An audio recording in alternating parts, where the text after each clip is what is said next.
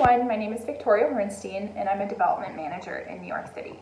Today I wanted to share with you my top 3 tips on how to reorganize your donor management system at a time when many organizations are looking to reconnect to their mission in the context of a global pandemic.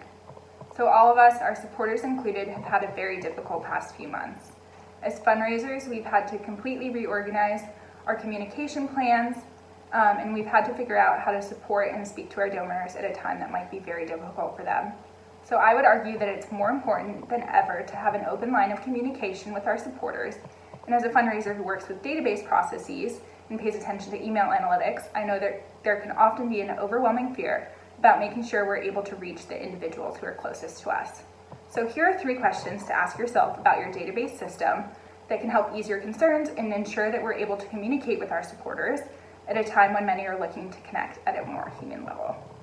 So the first question that I would ask myself is, who are our supporters? When we think about database fears, many revolve around having the correct information for all of the donors in our system.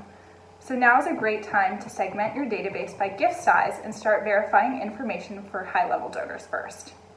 If you have fears about who will receive your newsletter or your next email, these are probably the individuals that you have top of mind. The second question that I would ask myself is, who have I or my team had contact with in the past 12 months?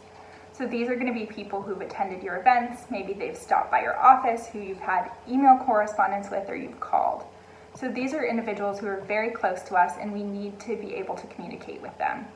So the third question that I would ask is, what kind of information do I want to capture? It's important to understand that we absolutely cannot rehaul our database overnight. So sometimes it's easier to take small steps. If you're like me and you think of your collateral as an opportunity to educate about your mission, you're missing an important chance when addresses are incorrectly labeled or when emails are out of date. So if that information in your system is already looking amazing, you can start thinking about capturing communications and notes from the past 6 months.